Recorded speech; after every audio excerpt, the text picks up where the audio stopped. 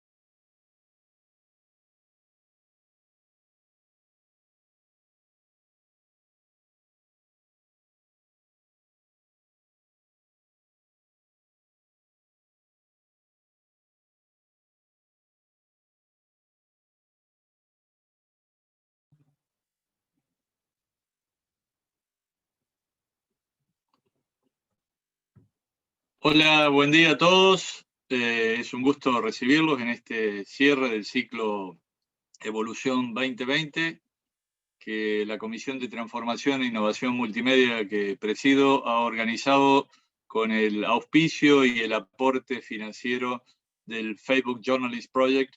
Le doy también la bienvenida a Franco Picato, gerente de Relaciones con los Medios para Argentina y el Cono Sur, que nos acompaña hoy aquí y que irá también charlando con nosotros a lo largo de esta actividad. Bienvenido, Franco. Hola a todos, ¿cómo les va? Buenos días, bienvenidos. Bueno, el ciclo de Evolución 2020 ha sido sin duda la actividad más importante que hemos realizado en este 2020 tan atípico, pero hemos hecho otras actividades presenciales al comienzo del año y virtuales que realmente han tenido una gran acogida. Hemos tenido centenares, más de 1.500 asistentes a lo largo de todas las actividades que hemos realizado, y realmente esto nos ha permitido también contar con disertantes internacionales en una proporción mucho más significativa que la habitual, porque hemos podido convocarlos como nos ocurre hoy, en forma virtual. Hoy le damos la bienvenida a Noemí Ramírez, que es la directora general de Producto y Clientes en Prisa Noticia. Como ustedes saben, Prisa Noticia de Madrid es la división del grupo Prisa que engloba a El País, al diario deportivo AS y a otros medios de prensa que integran ese conglomerado. Bienvenida, Noemí, buen día. Te digo buen día porque pese a que son más de las 2 de la tarde, todavía no has almorzado. Estás silenciada, Noemí. ¿No? Ahora, Ahí, sí. Ahora sí. Ahora perfectamente. Muchas gracias. Buenas tardes, buenos días a todos. Y sí, efectivamente, la comida la vamos a posponer y quizá en otra ocasión podamos tenerla de manera directa. Ya habrás hecho algún tapeo por allí. Que va. Está todo cerrado todavía. Bueno, pero nada, sí, encantada de estar con vosotros y muchas gracias por la invitación. Es difícil imaginarse a Madrid totalmente cerrada y sin esa actividad tan social como es el salir de tapas, ¿no? Bueno, contigo, Noemí, te queríamos aprovechar, exprimir en el buen sentido, para que hiciéramos una suerte de cierre de todo lo que hemos ido viendo a lo largo de este ciclo de Evolución 2020. ADEPA es una entidad que agrupa a medios de los más grandes de la Argentina, pero también a medios muy pequeños de provincia, que en algunos casos han iniciado tibiamente todavía la transformación hacia la actividad digital y que queremos obviamente ayudarlos y en este caso, en este año tan especial, darles ese empujón que necesitaban para acelerar esa transformación. Entonces, a lo largo del ciclo hemos visto transformaciones vinculadas con el negocio en sí, con la cultura interna de los medios, con el producto y específicamente con todo lo que hace a los contenidos. Por tu perfil, por tu visión integral de lo que es una empresa de medios, creemos que la experiencia que nos puedes ir contando de lo que están haciendo en España va a ser muy útil para todos. En aquellos casos que puedas, te pido que también trates de bajarlo a una escala más pequeña que la de un gran medio, pero sin duda todo lo que nos puedas contar va a ser muy atractivo para nuestra audiencia. Les contamos a todos los que están participando de esta actividad que Noemí Ramírez García cuenta con una trayectoria de 20 años de experiencia en el sector de los medios de información, donde se ha especializado en dirigir, ejecutar y converger las estrategias de productos, negocios, data y tecnología, justamente esta mirada integral que estábamos hablando. Se ha enfocado en los objetivos del proceso de transformación digital de la compañía, entre los que se destaca el reciente lanzamiento del modelo de suscripción digital del país. Como saben, en la Argentina hay varios medios que también han iniciado ese camino, así que ese intercambio de experiencias va a ser muy útil. Y previamente fue directora de producto en el área de innovación de Prisa, grupo al que se incorporó en 2007. Bueno, quisiéramos comenzar que nos cuentes un poquito cómo describirías el momento actual de la transformación del país. ¿En qué punto de la curva de transformación crees que se encuentran en este momento? Hablar de transformación digital realmente implica hablar de un proceso, ¿no? Un proceso que realmente en el país echó a andar, a caminar hace ya bastantes años y que al igual que muchísimos otros grandes medios de comunicación que nos han podido preceder, ha pasado por distintas etapas. Comentábamos antes también, el propio Grupo Prisa ha pasado por distintas etapas donde lo que se vio era que necesitábamos tener determinadas estrategias mucho más consolidadas, una estructura corporativa, después identificar el tipo de perfiles que se requería que pudieran apoyar los procesos individuales y particulares de cada una de las cabeceras.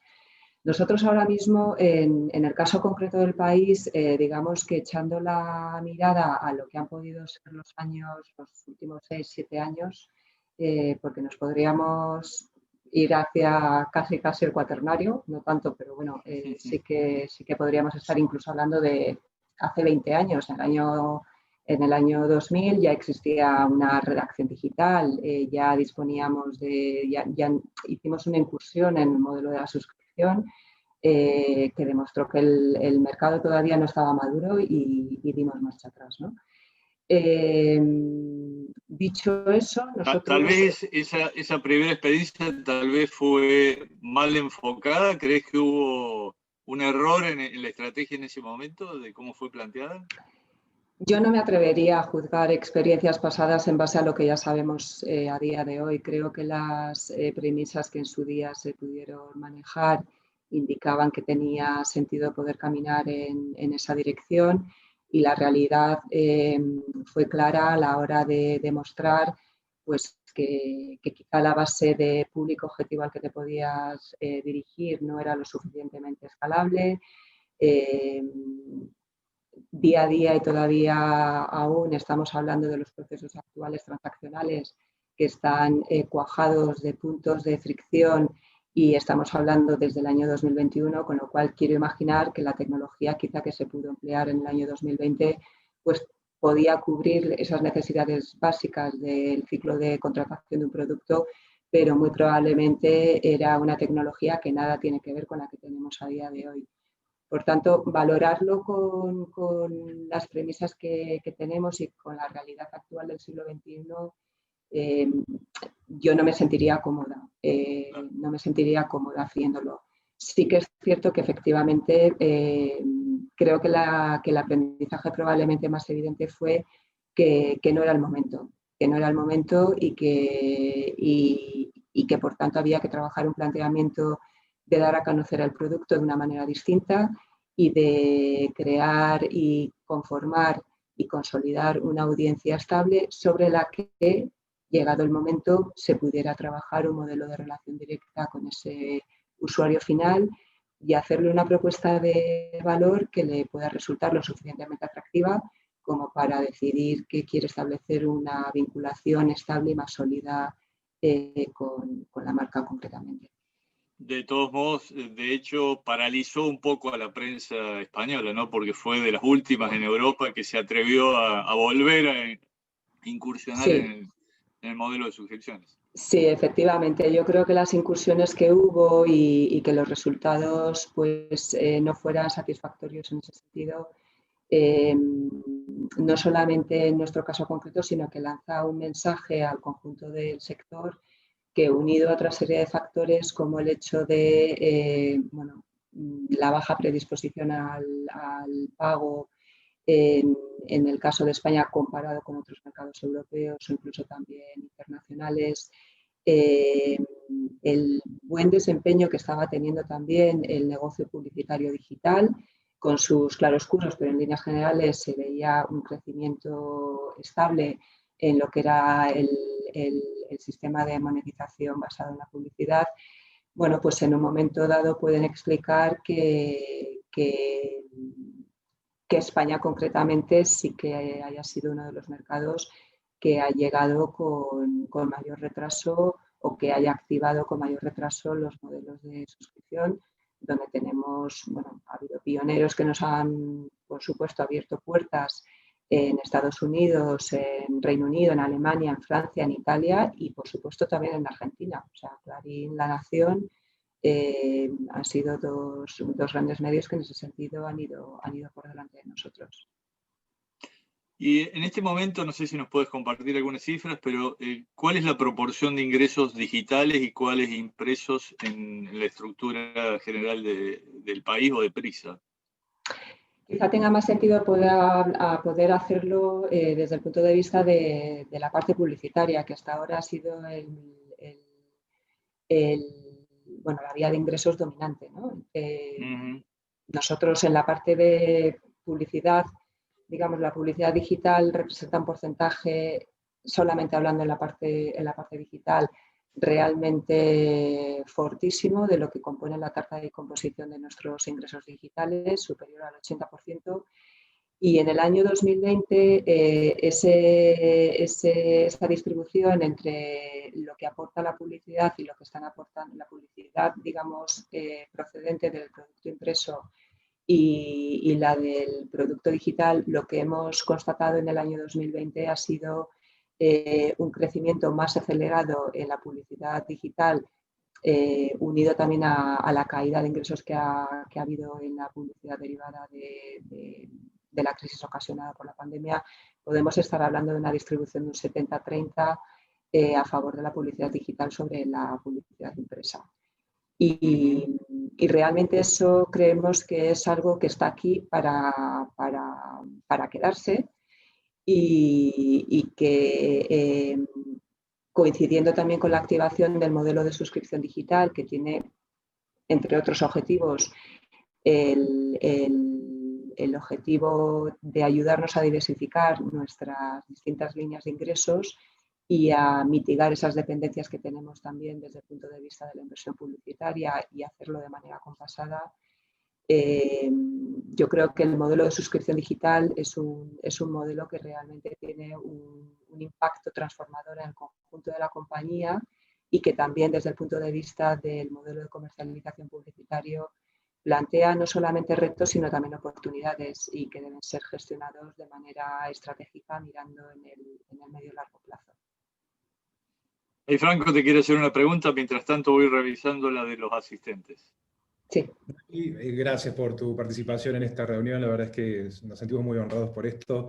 Cuando se diseñan los procesos de transformación en los medios, por lo general se tratan de imaginar escenarios, en mundos tan cambiantes eso es cada vez más complejo, pero cuando ustedes piensan en el futuro y hacia dónde quieren llevar la transformación de los medios del país, ¿qué composición de ingresos están imaginando entre publicidad digital, suscripciones, ingresos no tradicionales?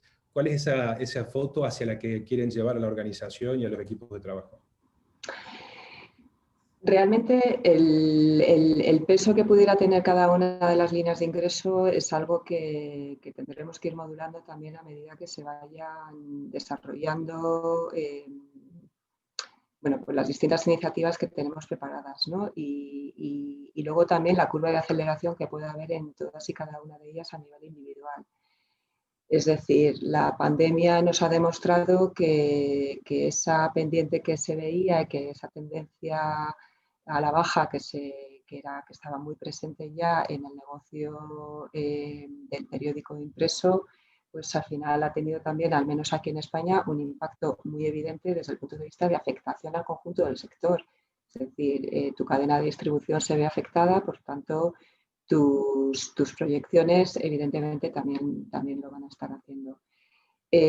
Nosotros no manejamos, o sea, no creo que haya una respuesta única. Nosotros manejamos distintos escenarios y dentro de esos distintos escenarios hay una constante que es que el modelo de la suscripción es un modelo de construcción de compañía en el medio y largo plazo que tiene que ayudarnos a poder contar con una parte muy representativa de nuestro modelo de ingresos.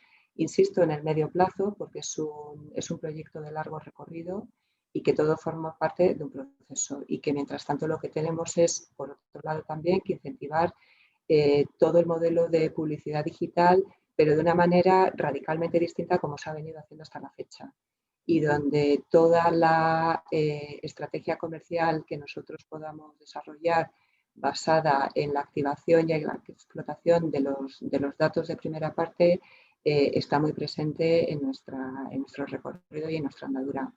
Pero no puedo dar una respuesta única y certera, sino que depende de los distintos escenarios, de las distintas sensibilidades que estamos viendo y sobre todo de la buena salud que vaya demostrando tener el producto de suscripción y al mismo tiempo, bueno, pues siguiendo con ese planteamiento de incentivar también y de cuidar el modelo publicitario porque entendemos que se abren muchísimas oportunidades también. Y en el modelo que han lanzado de suscripciones, ¿cuál es el grado de involucramiento que ha tenido la redacción? ¿Cuál es el rol que ha cumplido o que está cumpliendo? cómo se ha organizado, digamos, el trabajo para ese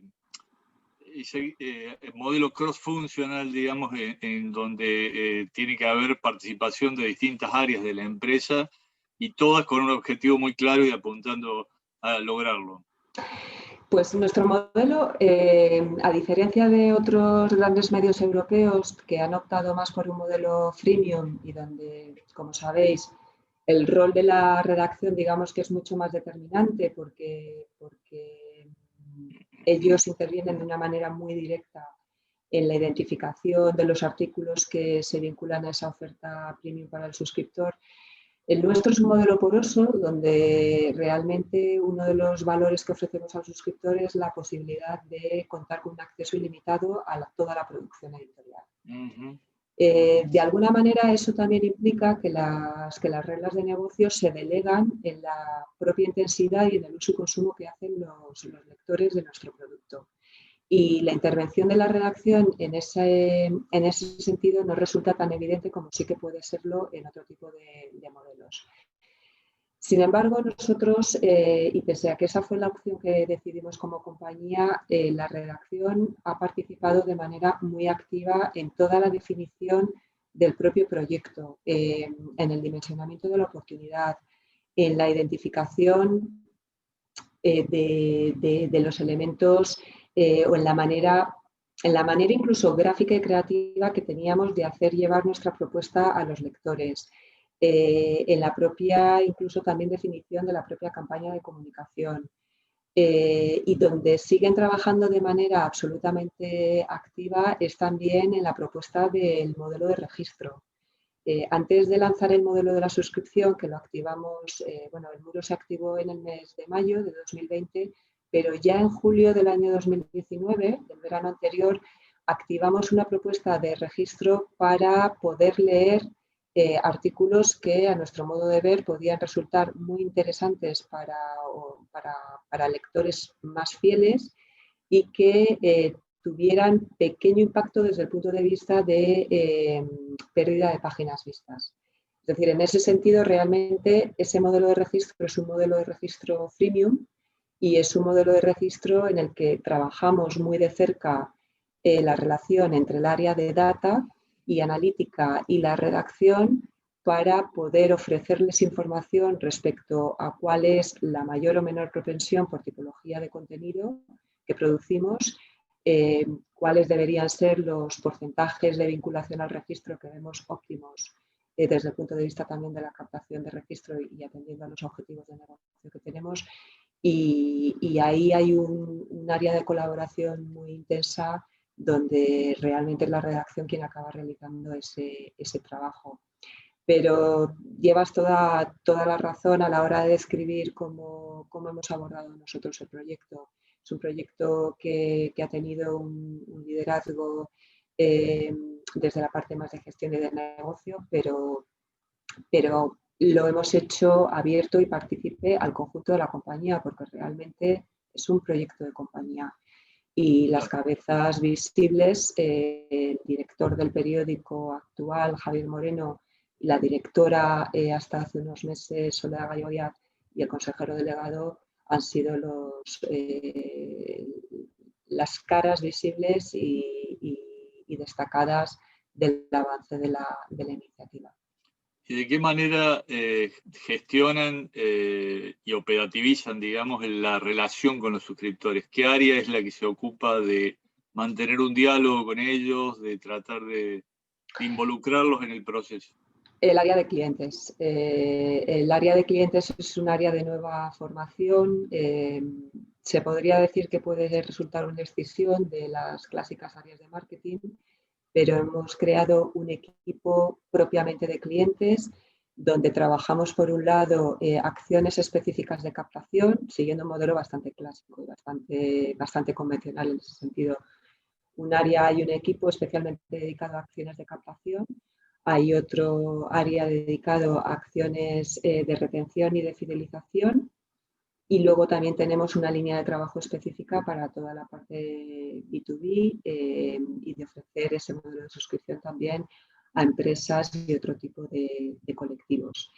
cada uno de esos equipos, bueno, luego tenemos un comité operativo, lo denominamos así, donde bueno, que es realmente una herencia de todo el trabajo que estuvimos haciendo durante el desarrollo de la iniciativa y donde, liderado desde la parte de clientes, hay una representación muy relevante tanto de la parte de tecnología como de la parte de marketing entendido como marca, redacción, producto, el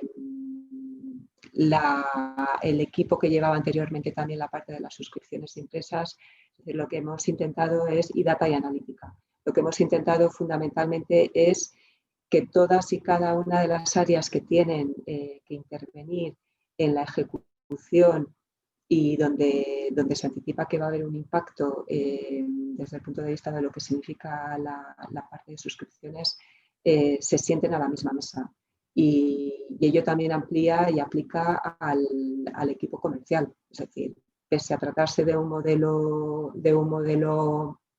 complementario, desde el punto de vista de la composición de nuestros ingresos, ellos forman parte también de esa mesa de trabajo por distintas razones. Primero, porque evidentemente en el corto plazo el modelo de la suscripción puede tener un impacto desde el punto de vista de la captación de los ingresos publicitarios y es importante que conozcan el planteamiento estratégico y a qué obedece y que podamos desarrollar conjuntamente acciones para mitigarlo, y en el medio plazo porque necesitamos reorientar nuestra propuesta comercial para adecuarla a la nueva realidad y entender adecuadamente de qué manera el modelo de la suscripción digital contribuye y ayuda también en la estrategia comercial. Antes de darle paso a otra pregunta de Franco, te consulto, cuando eligieron el modelo poroso, ¿lo eligieron en forma definitiva? ¿Creen que en algún momento pueden ir combinándolo con algunos contenidos premium? Sí, decididamente sí. Cuando decidimos optar por un modelo poroso, obedeció, pues como se puede uno imaginar y como muchísimos otros grandes medios o pequeños medios también han hecho antes que nosotros, lo hicimos a partir de un dimensionamiento de oportunidad con miles y miles y miles y miles de Excels y de escenarios económicos. Aprendí muchos temores también, aprendí muchísimos términos financieros. La verdad es que ha sido un buen aprendizaje. Pero sobre todo lo hicimos en base al conocimiento que teníamos de nuestras audiencias. Y a ese conocimiento nos ayudó muchísimo también la propuesta de registro que habíamos lanzado meses antes. Y hablo mucho de la parte del registro porque está absolutamente interrelacionada con el modelo de suscripción y porque forman partes o capas de una misma estrategia final, que es una estrategia de clientes que debe interpretarse de esa manera conjunta. ¿Por qué decidimos optar por un modelo poroso? Pues evidentemente hicimos también un montón de análisis de mercado, de análisis de competencia.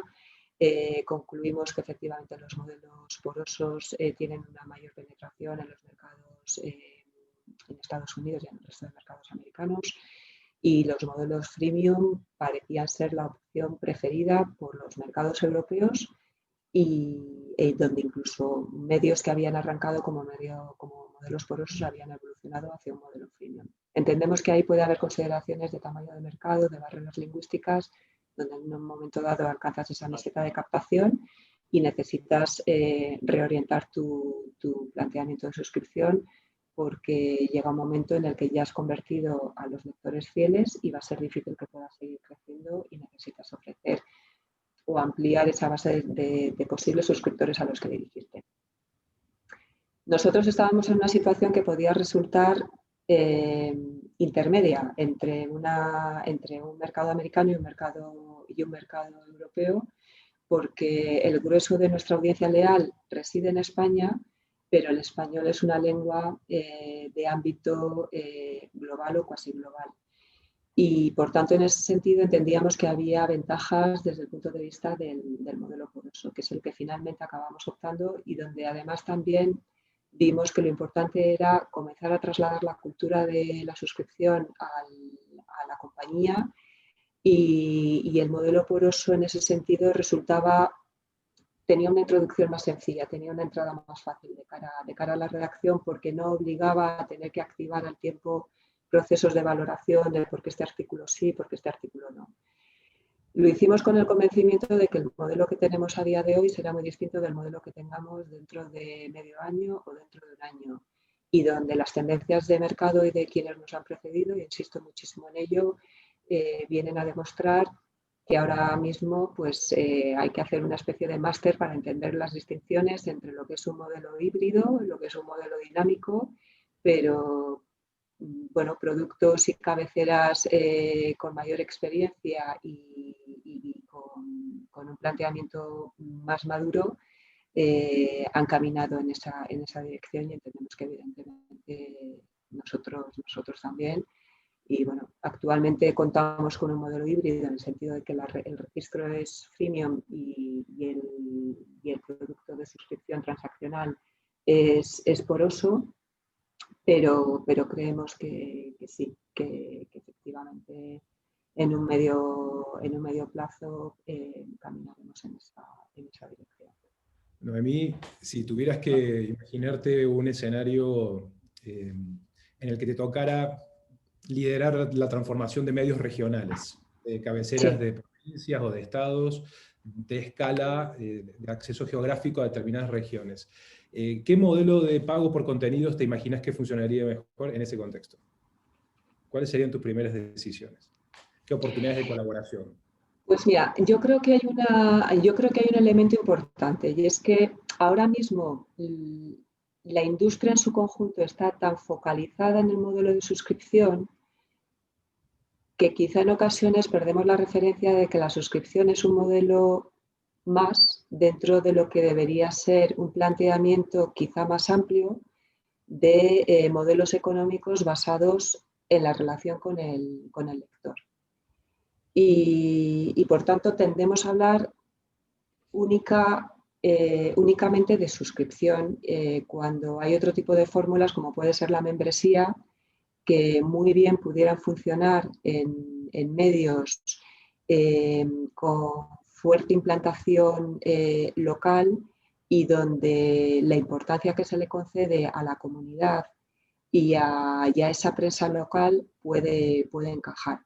Dicho eso, tampoco es que la respuesta pueda ser binaria, es esto o es lo otro, sino que creo que lo relevante y lo importante es conocer la fortaleza de marca que tienes, la implantación que tienes dentro de la comunidad a la que te diriges, sea global o sea local, y dentro de los distintos modelos económicos que se pudieran construir al respecto, aquel que se adecúa también a tu visión y que no la desvirtúa.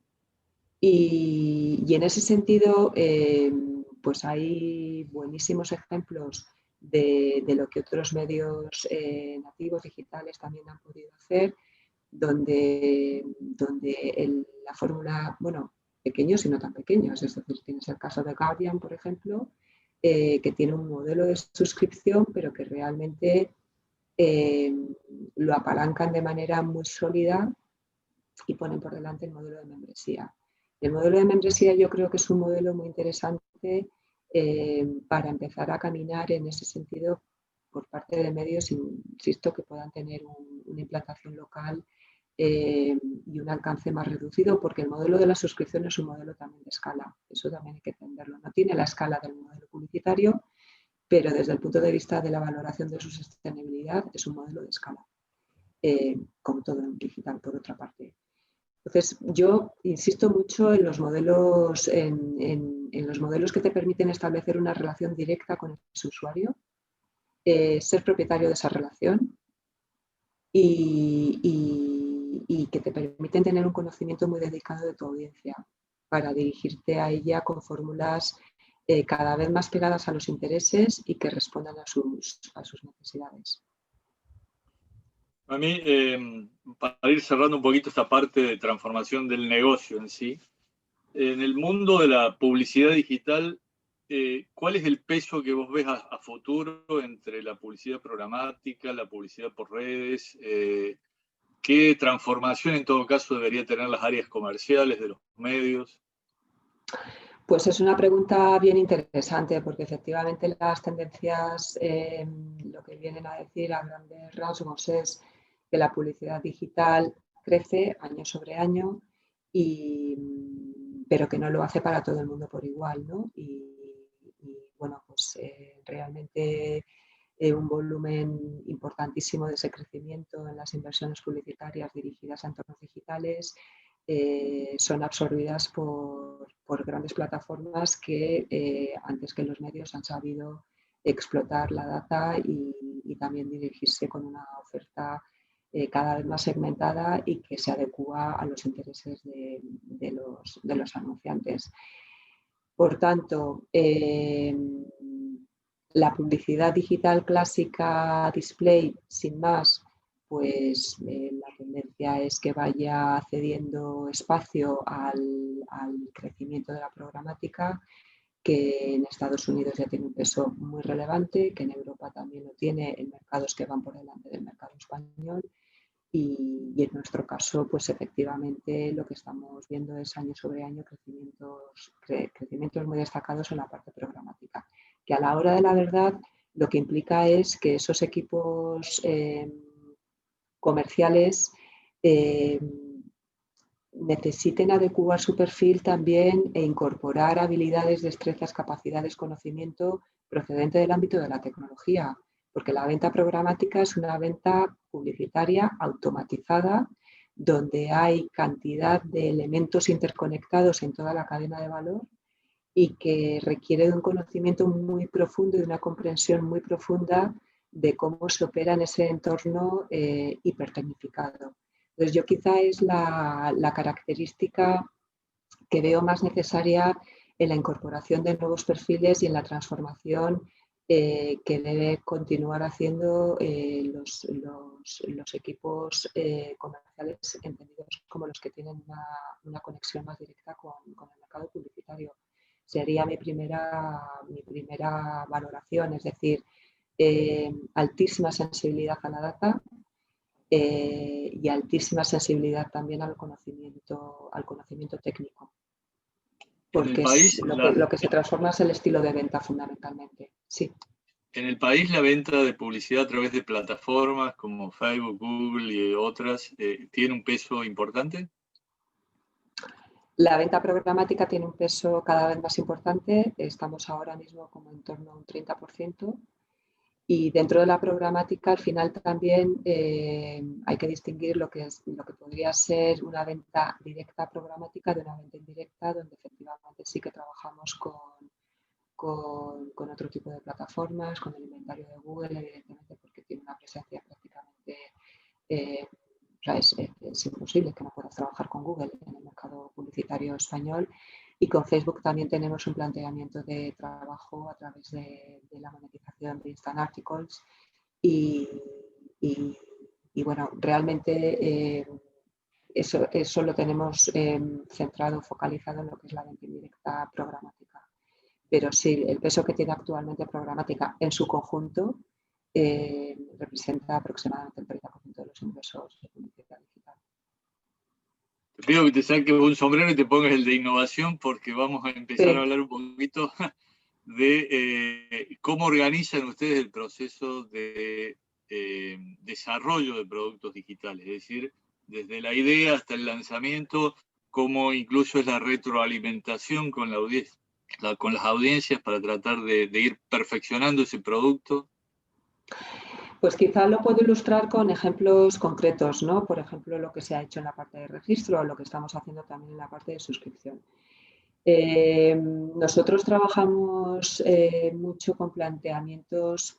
Bueno, primero debería decir que mucho nunca es suficiente, porque al final activar ciclos de iteración de mejora continua parece fácil y no es nada sencillo poder ejecutarlo en empresas que no tenemos una tradición de desarrollo de producto tan relevante como pueden tener otros sectores, que han abordado la transformación digital de otra manera, ¿no? Como puede ser el mundo de la banca, el mundo o el sector de los seguros y, por supuesto, lo que son las grandes plataformas tecnológicas.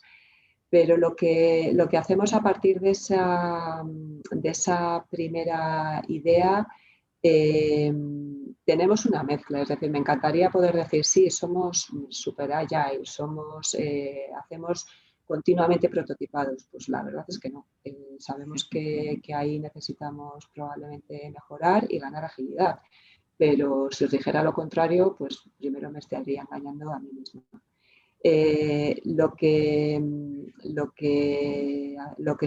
Sí que lo estamos trabajando en ese sentido en la aplicación, por ejemplo, en el proyecto de suscripciones, en la definición del modelo, en la construcción y en la integración de los grandes componentes técnicos, la verdad es que no hemos podido hacerlo así. Hemos tenido que ir a un modelo conjunto donde finalmente decidimos trabajar con un proveedor externo, que en nuestro caso fue ARC, la plataforma tecnológica desarrollada por Washington Post. Y ahí realmente no hay mucha iteración posible, es decir, tú implantas la solución técnica y sobre ella vas pues, construyendo los distintos componentes. Donde sí que estamos aplicando esas metodologías, digamos que más agile, más de nueva factura, más adquiridas a partir de aprendizajes del sector o de la industria tecnológica. Pues fundamentalmente en el desarrollo y en la evolución de la aplicación, como os decía, y luego en todo lo que tiene que ver con el ciclo de conversión, tanto en la parte de registro como en la parte de suscripción. Entonces, ahí lo que lanzamos realmente son hipótesis. Y hipótesis que tenga sentido, porque no se trata simplemente de preguntarnos por preguntarnos, sino de preguntarnos con una orientación desde el punto de vista de qué impacto puede tener esto en clave de indicadores y de KPIs. Justamente sobre ese punto hay una pregunta de John Richards que dice, en forma concreta, ¿qué rol tienen las métricas, la información sobre el comportamiento de la audiencia con el sitio en la toma de decisiones en los distintos departamentos del medio? Pues tiene una importancia relevante desde el punto de vista de, como me pregunta John de forma concreta, las métricas que nosotros estamos actualmente trabajando y poniendo por delante y destacando son las métricas relativas al engagement y al nivel de fidelidad y de lealtad que tienen nuestras audiencias con nosotros.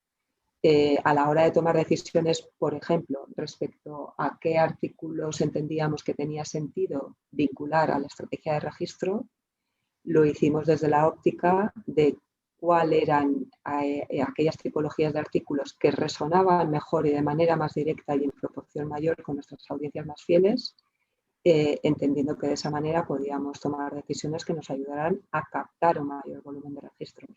Y de hecho, pues los resultados están ahí. A cierre de septiembre, 14 meses después de haber lanzado la iniciativa, habíamos captado 1.700.000 registros. Tenemos un total de 3.100.000. Las métricas de fidelización están presentes también en las tomas de decisiones en un momento dado o caminando, mirando más hacia adelante respecto a la evolución del producto también desde una perspectiva o de aceptación en lo que puede ser la visión editorial que queramos tener. Es importante conocer de qué manera los lectores registrados, los lectores suscriptores y los lectores anónimos están consumiendo nuestra propuesta editorial para a partir de ahí desarrollar acciones tácticas de captación y también trabajar la fidelización. No sé, está evidentemente muy presente en todo lo que estamos haciendo. En tu experiencia de tantos años trabajando en medios y principalmente en tu posición actual, ¿cuál crees que han sido los factores que han impulsado proyectos de innovación y que logran acelerar ese tipo de iniciativas? En todo caso, ¿qué recomendaciones podrías ofrecer para organizaciones más tradicionales en las que las fórmulas de éxito que sirvieron en el pasado posiblemente hoy necesiten acelerar su ritmo de transformación?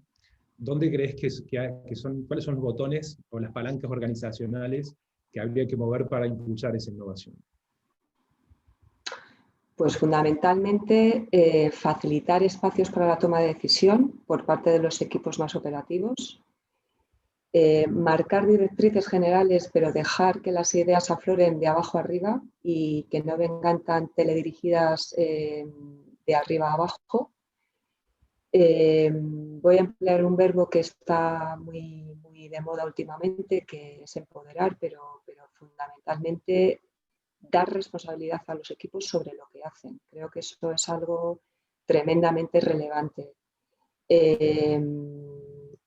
Incentivarlo de alguna manera o sea, darles protagonismo y darles relevancia es importante, no solamente porque harán propio el proyecto y eso influirá positivamente en la marcha y en que se pueda llegar a buen puerto, sino también porque tiene un componente muy relevante desde el punto de vista de adscripción a la misión y a los valores del periódico. O sea, nosotros realmente lo que necesitas en un medio que se define también como una empresa que presta un servicio público, es gente que tenga un componente vocacional, que es algo que se da por sentado en las redacciones y que en las áreas de negocio, de producto, de tecnologías que necesitan vivir el producto como si fuera suyo.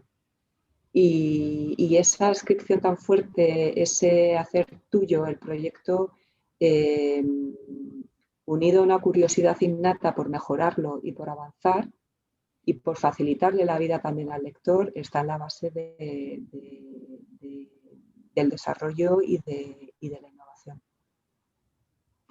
En tu visión de futuro, ¿cómo imaginas a los medios digitales de las nuevas generaciones, generaciones que son más nómades, más escépticas, más alejadas por ahí de los medios tradicionales? ¿Cuál es el producto que vos pensás que debería ser más atractivo para ellos? Creo que va a ser un producto que tenga un componente de personalización muy superior al que tiene actualmente, pero que no renuncie tampoco a su valor de prescriptor.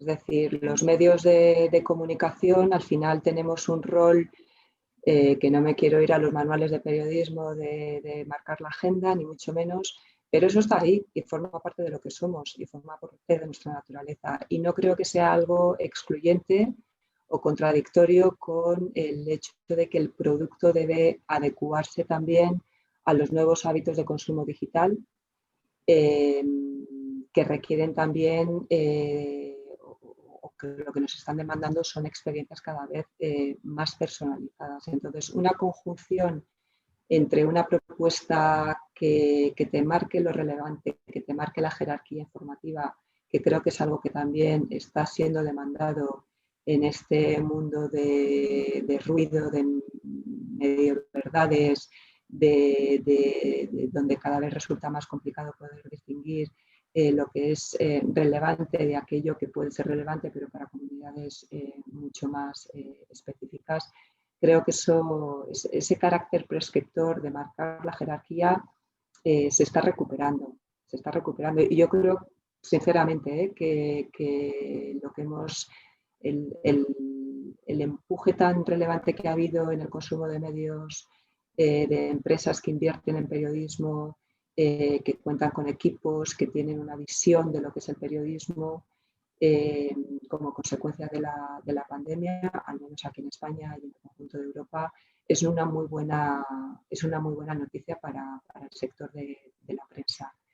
Y creo que eso refuerza tu función y tu valor como prescriptor y como garante de una cierta jerarquía. Pero que eso a la vez debe incluir otro tipo de combinaciones posibles donde se esté también prestando atención a las necesidades propias y particulares que pueden tener cada uno de tus individuos a los que te estás dirigiendo. Lo veo también en un segundo punto desde el punto de vista de las narrativas, creo que son productos que nos están demandando que incorporemos cada vez maneras más visuales de explicar el contexto y de ayudar a la interpretación de los hechos, y de hacerlo con fórmulas que combinen el audio con una exposición gráfica, visual, interactiva, que simplifique la comprensión. Nosotros eso lo hemos visto de manera muy destacada hace escasamente unas semanas con un gráfico interactivo que explicaba el riesgo de transmisión en 3 escenarios distintos, ¿no? Y que tuvo una propagación viral fortísima y un impacto desde el punto de vista de aceptación positiva por parte de la audiencia muy evidente. Realmente superó todas nuestras expectativas. Y aquí lo importante también es entender que esas nuevas fórmulas narrativas no es que acompañen al texto, es que pueden convertirse en historias por sí solas. Es que esos gráficos interactivos, esa nueva manera visual de narrar qué es lo que está sucediendo y hacerlo de tal forma que resulte fácilmente digerible, pero no por simplificarlo, sino por asegurar la comprensión de lo que estás contando, son historias en sí mismas. Entonces, yo vería una combinación de ambas cuestiones: personalización, formulación visual de tu planteamiento narrativo y también el audio. Para ir cerrando el capítulo de producto, hay una pregunta de María Estrada sobre cómo fue la experiencia de ustedes con ARC, lo bueno y lo malo, si lo hay, pregunta. Bueno, la experiencia con ARC, como con cualquier otro proveedor tecnológico, pues sobre todo cuando lo que te estás planteando es migrar y hacer un cambio radical de plataforma, pues es compleja, es que son proyectos tremendamente complejos. Entonces, el proyecto de migración ha sido un proyecto arduo y donde, bueno, pues realmente hemos estado trabajando codo a codo con ARC para facilitar el éxito de la operación, y donde estamos concluyendo y ultimando los detalles que nos han quedado pendientes, ¿no? Pero ARC es una solución que entendemos que tiene una visión de evolución tecnológica y de dotación de capa, resultó muy atractiva, y por ese motivo decidimos contratar sus servicios. Y dicho eso, pues los proyectos de implantación, cualquier persona que ha pasado por un proyecto de migración de CMS, pues estoy segura de que le va a resultar sencillo ponerse en mis zapatos, como dicen en inglés, ¿no? Bien, te invito a que pasemos ahora a la transformación cultural. De algún modo ha estado subyaciendo en todo el diálogo hasta ahora, porque has hablado del modo en que se tienen que adaptar los equipos comerciales, las redacciones, la empresa en su conjunto. Pero ¿cuáles crees que son los mayores obstáculos para el cambio de una cultura organizacional, y en todo caso cómo lo están afrontando en el país o en Prisa? Los mayores obstáculos son probablemente los intangibles, y hay uno, se habla siempre de la resistencia al cambio, que es como evidente, ¿no? Hablar de la resistencia al cambio. Yo he llegado a la conclusión de que la resistencia al cambio está ahí en los procesos iniciales o en los momentos iniciales, pero luego llega ya la constatación, y por la vía de los hechos, la realidad es tozuda y se empeña en demostrarte que efectivamente el cambio al digital, es que no sé si tiene mucho sentido que sigamos dándole vueltas al tema, porque es que ya es una realidad, no es algo que vaya a pasar, es que ya es una realidad. Es que cuando tu negocio publicitario en un 70% es publicidad digital, tú ya no estás en transformación, tú ya estás operando en un entorno y tu negocio ya es digital. Cuando... Y ni siquiera ya en computadoras, sino en móviles, con lo cual efectivamente nos ha ido cambiando permanentemente el escenario, ¿no? Efectivamente, entonces esa resistencia yo creo que se va atenuando y va desapareciendo de manera natural. Y entonces aparece la inercia, que la inercia es muy peligrosa, porque la inercia lo que implica es volver a prácticas anteriores simplemente porque en un momento dado quizá no se ha mantenido ese nivel de intensidad sobre el rumbo que tenemos que seguir marcando y el camino que tenemos que seguir andando.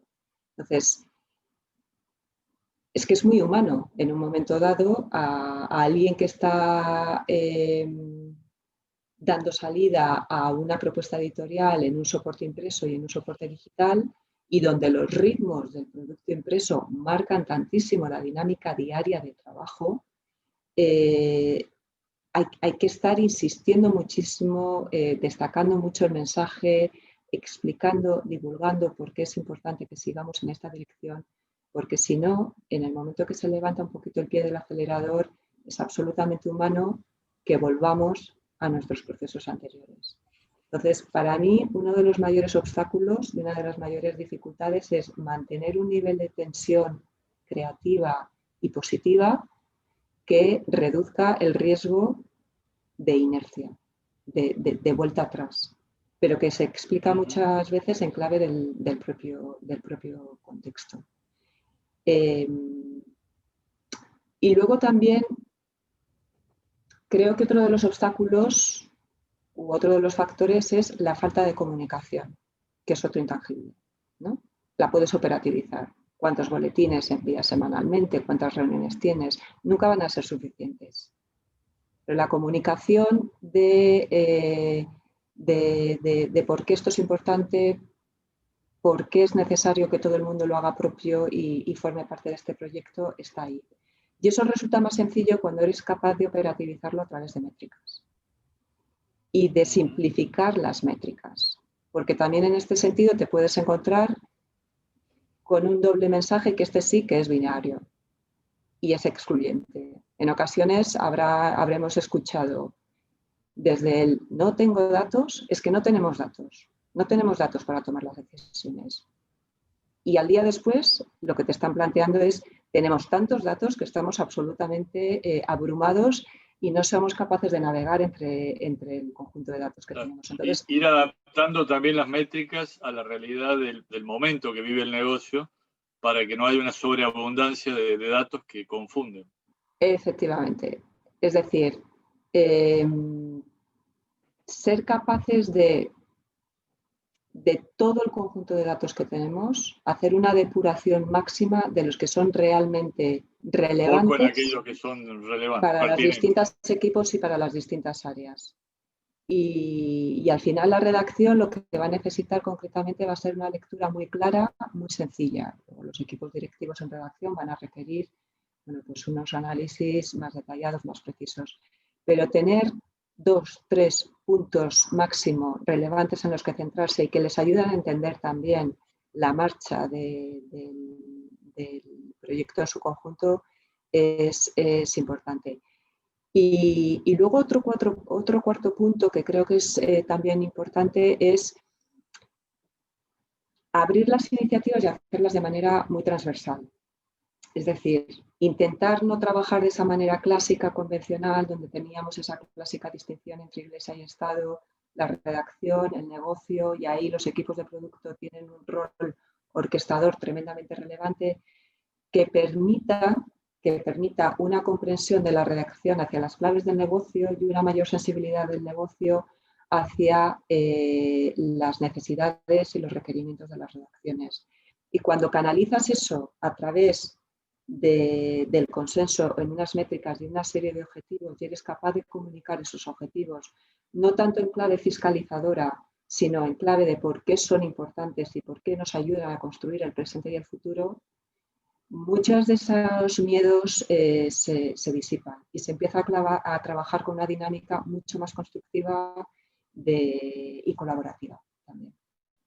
Antes de darle la palabra a Franco para que abordemos un poco más el tema de los perfiles profesionales, de las habilidades necesarias en las redacciones o en las empresas de medios del momento actual y del futuro, me vuelvo un poco para atrás porque había una pregunta que no la había formulado antes de Mariana, que es muy pertinente lo que estamos hablando, que dice qué características tiene que tener hoy un líder en las redacciones siendo periodista, con el desafío de las tecnologías y de las habilidades gerenciales.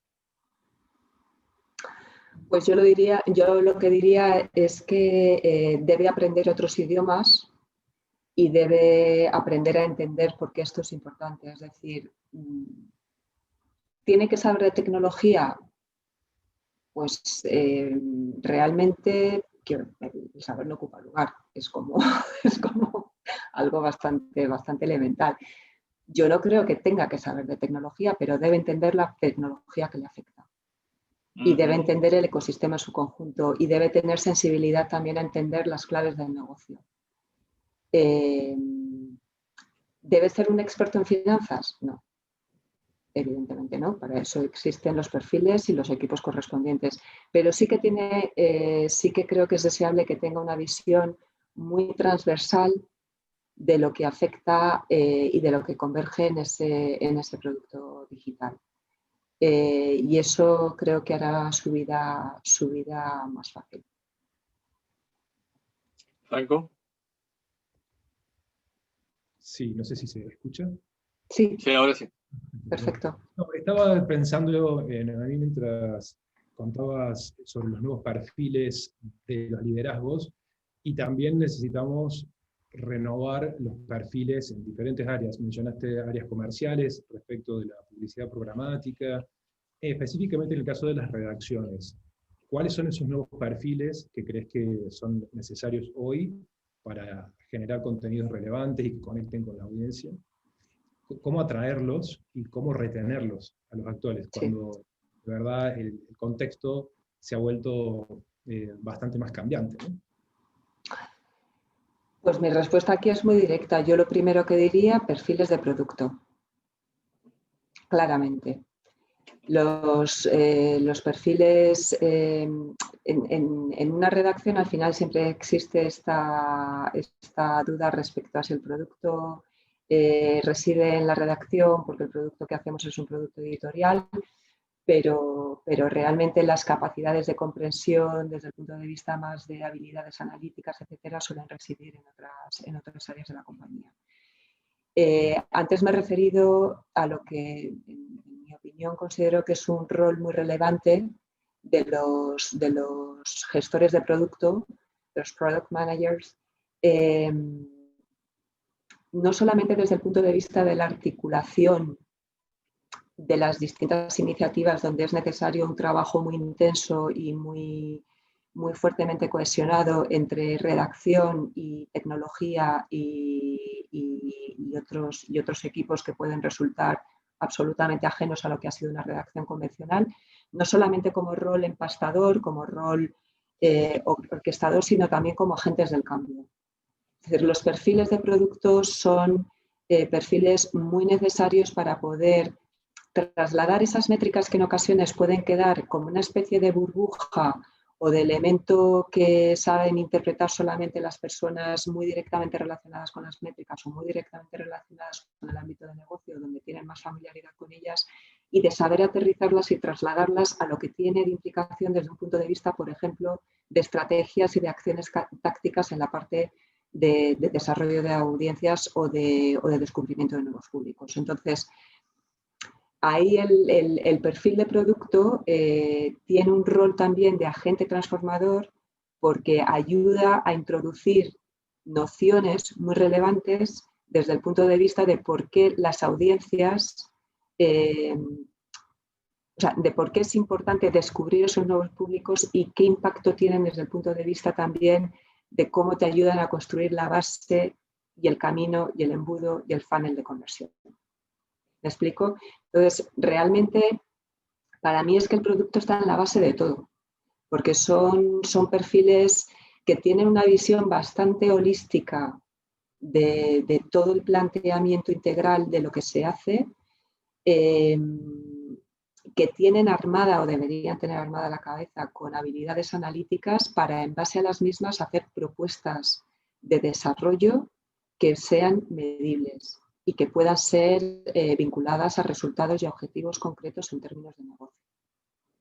Ese tipo de perfiles pueden surgir y aflorar de la redacción con planes de formación y de capacitación específicos. Y también lo que puede ocurrir es que haya perfiles que proceden de otros ámbitos y que acaban siendo empotrados en el corazón de la redacción. Nosotros, por ejemplo, en la parte analítica, lo que hemos hecho recientemente, desde mucho tiempo atrás, el equipo de analítica, que tenía una dependencia jerárquica hacia mi área, estaba empotrado trabajando directamente con la redacción, y en los últimos 2 meses hemos hecho cambios organizativos y lo que hemos hecho ha sido conformar ya una dependencia jerárquica de una escisión de ese grupo de audiencias, porque lo que queremos es que se mimeticen totalmente con la redacción. Es decir, que no se perciba como la persona de audiencias que viene y me canta los números, sino que en base a esos datos se ayude a trabajar el planteamiento no solamente de producción, sino también y fundamentalmente de distribución.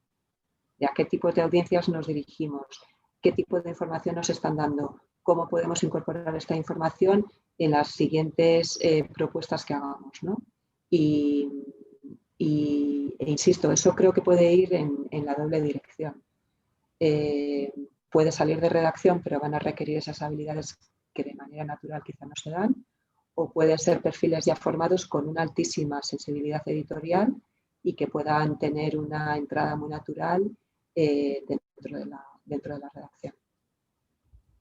A mí, ¿qué grado de presencialidad y cuál de virtualidad han tenido ustedes durante la pandemia en la redacción de Prisa? De los medios de Prisa. Pues 100% virtualidad, 0% presencial, en líneas generales. Es decir, nosotros nos fuimos a casa el viernes 12 de marzo, y creo que fue el viernes 12 de marzo, sí. Acabamos de activar la landing de contratación de producto de suscripciones el 8 de marzo. Tuvimos una clarividencia máxima a la hora de activar la iniciativa en mitad de una pandemia global. La verdad, esto es algo que siempre recordaré. Y desde entonces realmente estamos trabajando desde casa. A mí me veis trabajando desde mi despacho.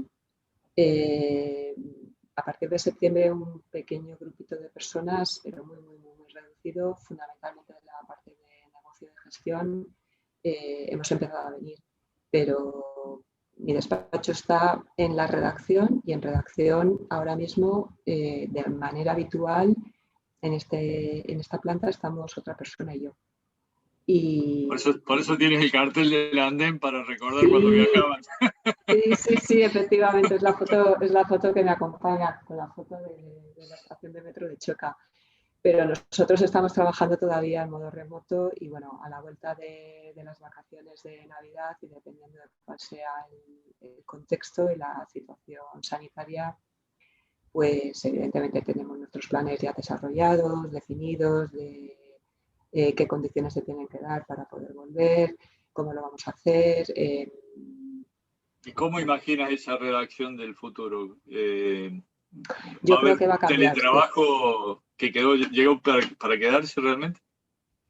Yo creo que parcialmente sí. Es decir, el trabajo periodístico por sí mismo es un trabajo que requiere de una puesta en común de ideas, de conversaciones, de una mezcla entre lo que son canales formales e informales de comunicación, pero evidentemente creo que uno de las grandes constataciones que nos ha traído la pandemia es que somos capaces de sacar el periódico todos los días impreso y de que llegue a sus puntos de distribución. Es decir, que es factible poder hacerlo. ¿Es óptimo? Creo que no, pero es factible y es viable. Por lo tanto, creo que vamos durante una temporada a vernos abocados a fórmulas probablemente mixtas, híbridas, con una cierta composición de trabajo remoto y presencial, y luego también las normativas legales en cada país también evidentemente te van a dictar lo que debes poder hacer, ¿no? Y en España concretamente sí que la pandemia ha pillado muchísimas empresas de teletrabajo definido, Era una práctica que quizá estaba muy presente en las multinacionales, pero no tanto en empresas que no tenían esas características, y nos ha obligado a tener que definir nuestros planes, no solamente de retorno, sino de cómo va a ser el día después. Y el día después yo me atrevería a decir que sí, efectivamente va a estar muy caracterizado por esa combinación de trabajo físico y presencial. Hay otra pregunta que también está muy vinculada con esto que estamos hablando, porque en el mundo entero, a partir de la pandemia, ha habido una ola de despidos, achicamiento de redacciones, cierre de medios. Y en ese contexto, la pregunta de Mariana era, ¿existen nuevas exigencias cómo debería trabajar el periodista su marca personal, digamos, para poder sobrevivir en un mundo donde tal vez haya menos empleo directo, ¿no? En el caso de ustedes, ustedes tienen personal freelance que les aporta. ¿Cómo es el modo, cómo han ido cambiando esos modos de vinculación laboral, digamos? Sí, o sea, nosotros tenemos una estructura de personal de plantilla, que algunos de ellos también podrían calificarse por sí solos, son marcas propias. Y luego tenemos todo un elenco de colaboradores, ¿no? De freelance, donde hay también, bueno, pues como en otros sitios estoy segura, pues tienes las altas firmas y luego también tienes un equipo de colaboradores, no solamente de escritores, también de fotógrafos y de otro tipo de perfiles creativos. ¿Cómo puede una persona freelance desarrollar su marca? Creo que era la pregunta, ¿no? No es sencilla la respuesta. Yo no sé si tengo una respuesta específica para ello. Evidentemente, creo que lo que necesitamos los medios son fuentes muy expertas. Puede ser una manera también de poder trabajar esa línea, es decir, no trabajar tanto en la generalidad, sino centrarte y especializarte en un tema y convertirte en referente. ¿Cómo te conviertes en referente? Bueno, pues a través de la divulgación y de la proyección cada vez más pública que puedas adquirir, ya sea pues porque has arrancado un blog. Estoy diciendo cosas como que a lo mejor resultan más que evidentes, ¿vale? Pero porque has comenzado a trabajar un blog o porque eres capaz de generar una comunidad en torno al trabajo que tú haces en redes sociales, ya sea en Facebook, ya sea en Twitter, y con un trabajo sólido, siendo un buen profesional. Si es que al final creo que la respuesta puede ser más sencilla que todo eso. El tema de convertirte en un especialista me parece que es importante, y yo hace unos días hablando con una persona de aquí del periódico, con Kiko Llaneras, creo que puede ser un buen ejemplo. Kiko realmente es, digamos que ahora la cara o una de las caras más visibles y ha adquirido muchísimo protagonismo en todo lo que estamos haciendo desde el punto de vista de cobertura de información de la pandemia, porque es un especialista en saber explicar lo que ocurre en base a los datos. Kiko no era periodista de formación. Kiko, de hecho, trabajaba en la universidad y comenzó a escribir hace ya muchos años un blog. Y es sociólogo de formación y él empezó a divulgar, bueno, y a escribir y a compartir lo que él era capaz de interpretar de distintos temas, ¿no? Pero siempre con una constante que era en base a los datos disponibles y a lo que esos datos, a las historias que podían contar esos datos. Forma parte del equipo del País, pero realmente ahí su especialidad previa es lo que captó la atención del periódico. Para que pudiéramos vincularnos y formar parte del equipo y liderar también ese área de periodismo de datos. Justamente te iba a consultar qué peso sigue teniendo hoy una titulación, una licenciatura en periodismo a la hora de decidir una contratación. En nuestro caso la sigue teniendo Y nosotros además tenemos un máster de periodismo que funciona también como cantera de profesionales. La gente que nos llega puede ser o bien periodistas que quieren hacer un curso de capacitación superior, o bien licenciados en otras materias que tienen un interés por los medios y deciden hacer un curso de especialización. Particularmente, y hablo desde una perspectiva absolutamente personal, yo no estoy segura de que la formación estándar o básica en periodismo sea necesaria o estrictamente necesaria. Sí que creo que es necesario tener una formación en periodismo, pero creo que si esa formación en periodismo se ve acompañada además de una formación previa en otro tipo de materias, es un elemento adicional que enriquece tu desempeño como profesional. Y si miramos el futuro a 3 o 5 años, ¿qué sugerencia, qué recomendación le darías a los periodistas de hoy para prepararse para ese futuro?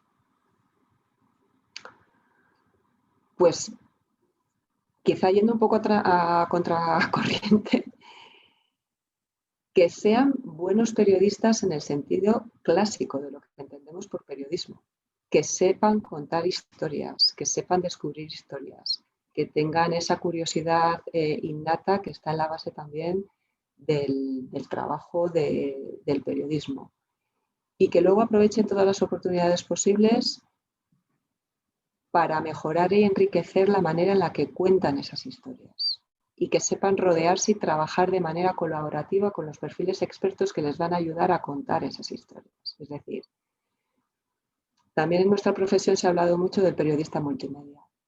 Yo particularmente no participo de esa valoración. No creo que el periodista tenga que ser multimedia. Yo creo que el periodista tiene que saber contar y descubrir historias. Y que debe saber trabajar de una manera colaborativa, creo que es relevante, porque en una redacción cada vez más habrá perfiles expertos en narrativas audiovisuales.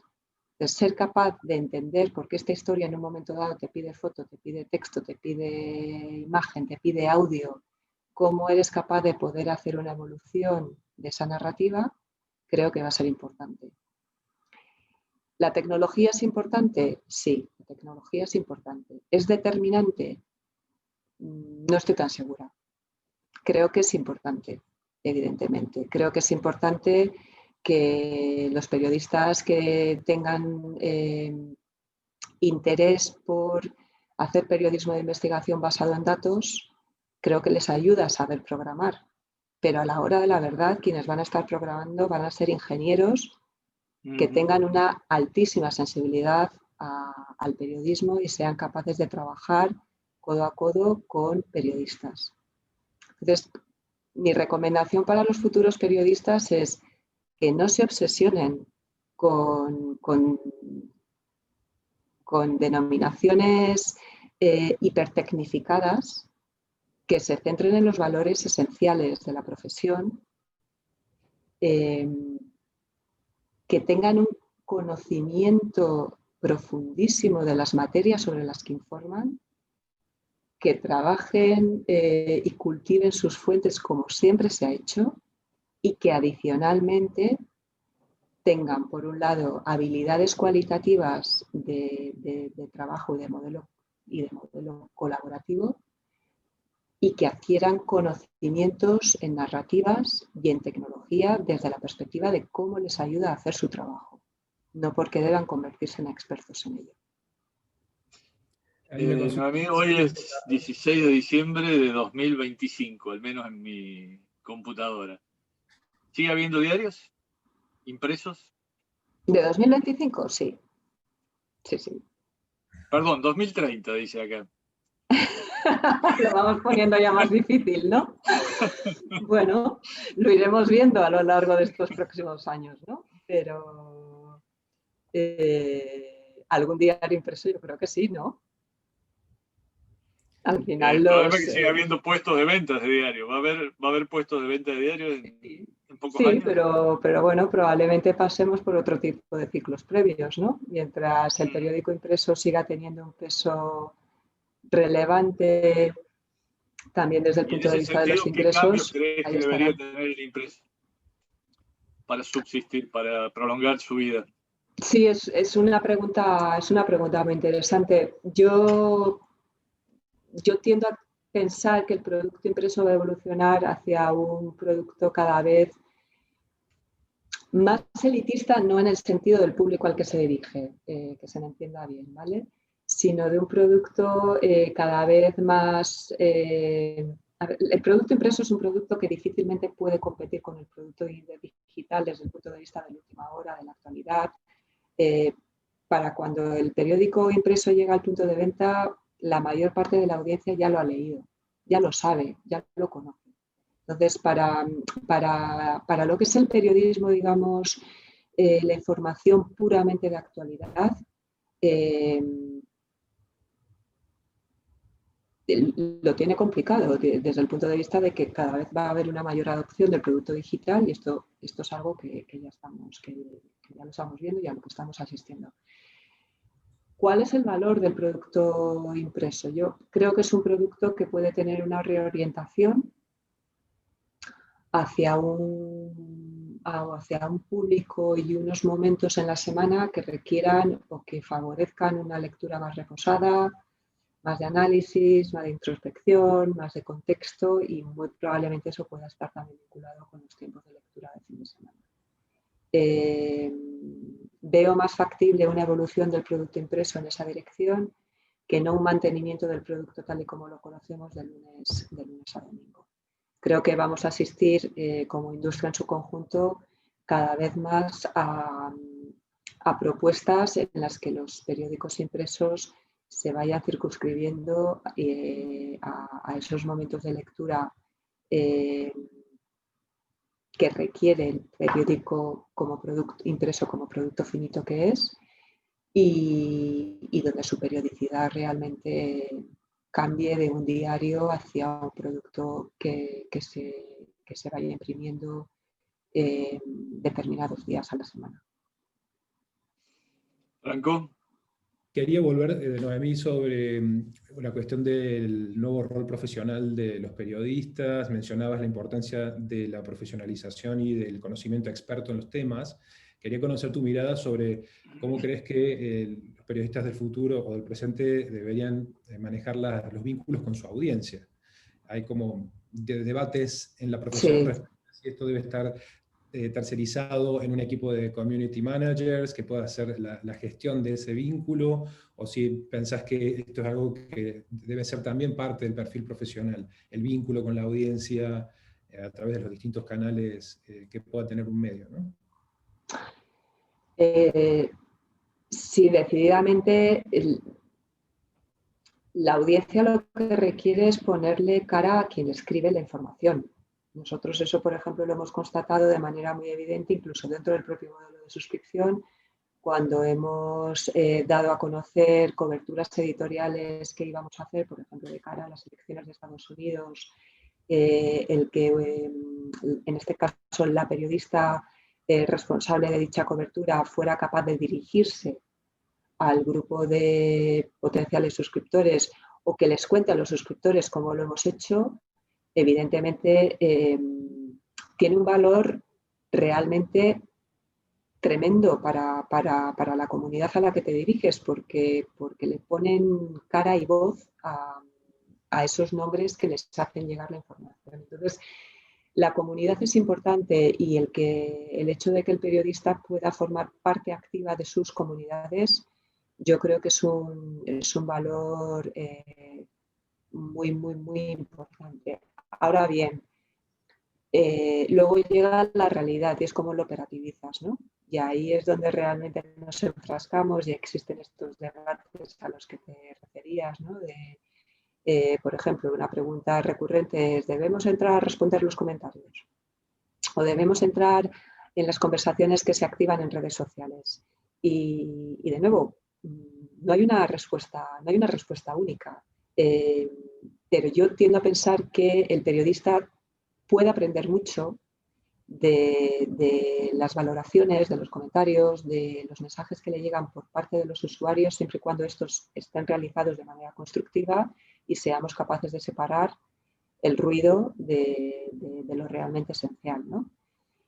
Y al mismo tiempo creo que es, claro, complicado en ocasiones pedirle al periodista que además del trabajo que tiene, digamos, que definido,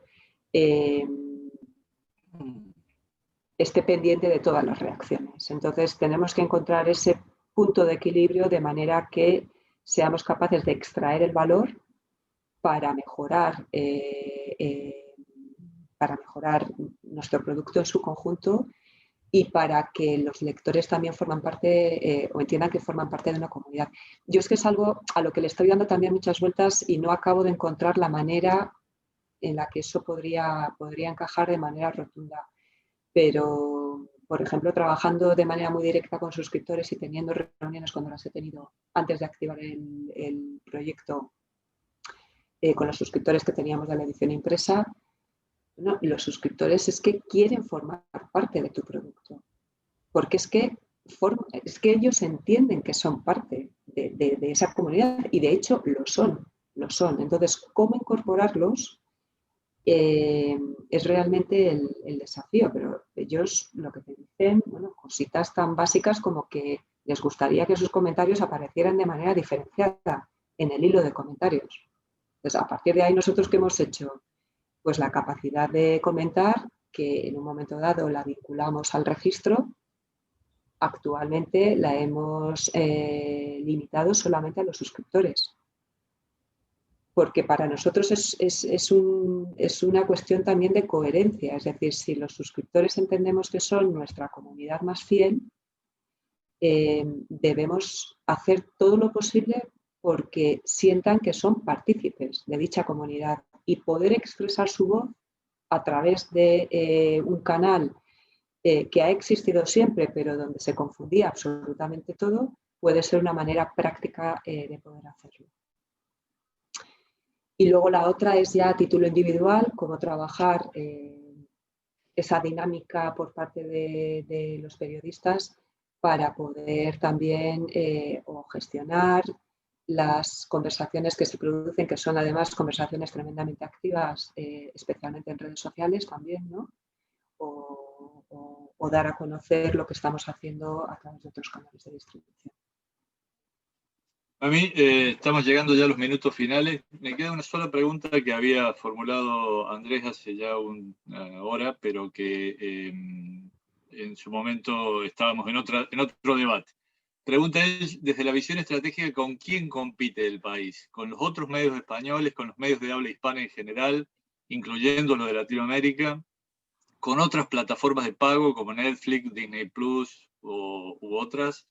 ¿Cuál es la mirada que tienen ustedes? ¿Hacia dónde apuntan cuando hablan de competencia? El país se define como el medio global en español. Por tanto, nuestra competencia es global. Y evidentemente, si le preguntas al director comercial de España, claramente él tiene una lectura de competencia distinta a esta que puedo exponer yo, porque la comercialización y el negocio es local. Pero en clave de despliegue de nuestra competencia, es una competencia global, claramente.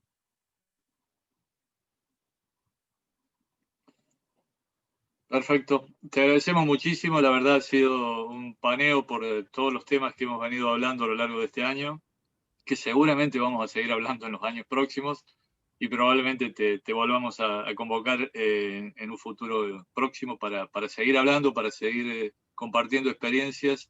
Le agradezco también a Franco y sobre todo a través de él al Facebook Journalist Project por haber acompañado todo este ciclo, que realmente ha sido muy provechoso. La pandemia, lejos de complicarnos, fue un factor adicional para promover la capacitación, para que todos nos sintiéramos necesitados de una formación adicional y de tratar de salir a descubrir nuevas formas de hacer periodismo. Esto que decías vos, manteniendo los valores, pero buscando el lugar donde hoy las audiencias se iban ubicando y las necesidades nuevas que generaba también el nuevo contexto.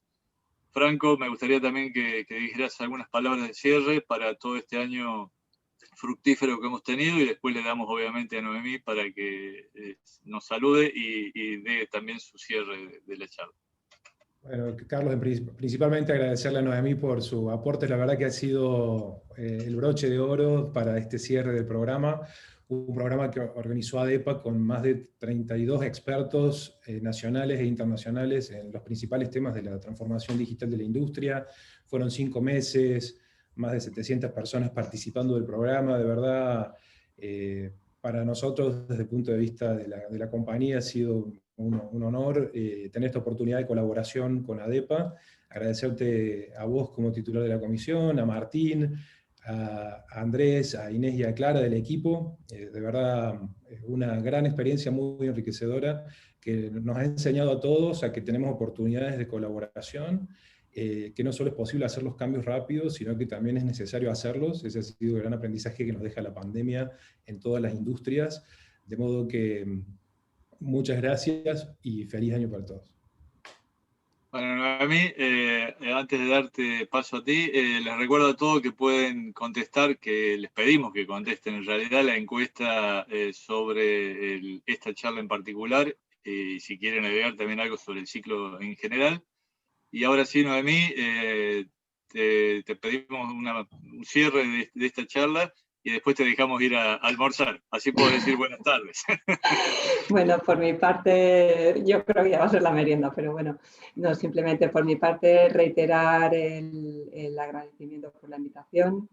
Me he sentido muy cómoda, muy a gusto hablando de cómo está nuestra industria y de cuál es el camino y el rumbo que entendemos que debe seguir. Hablando de periodismo, realmente, ¿no? Que está en la esencia y en el corazón de lo que hacemos y de lo que construimos. Y simplemente por despedirme y vinculándolo al planteamiento general del programa y de la transformación digital, yo tengo acuñadas 2 reglas que se las traslado mucho a los equipos con los que trabajo y que creo que resumen bien cómo lo hemos abordado desde el país, que es una, la regla del D al cuadrado, que es abordar las dificultades con determinación, y la regla del H al cuadrado, que es avanzar con hambre y con humildad, porque muchos nos han precedido y tenemos muchísimo que aprender, sean grandes o pequeños. Y con eso me gustaría despedirme y lógicamente con mis mejores deseos para las próximas semanas que llegan. Tiempo de vacaciones, de descanso, que creo que ha sido un año que todos merecemos poder disponer de unos días, si no con la familia, si no es posible, al menos de cierta desconexión para tomar fuerzas para lo que viene a continuación. A todos nos hace falta después de este año intenso. Muchísimas gracias nuevamente, Noemí. Felices Muchas gracias fiestas a vosotros. para vos y tu familia y para todo el equipo de Prisa también. Felices fiestas para todos los participantes y gracias obviamente al apoyo de todo el equipo de ADEPA y del presidente Martín Echevers por todo el apoyo que nos ha dado en este año. Muchísimas gracias nuevamente y les recuerdo que contesten por favor la encuesta. Hasta pronto. Gracias. Adiós. Chao, gracias Franco.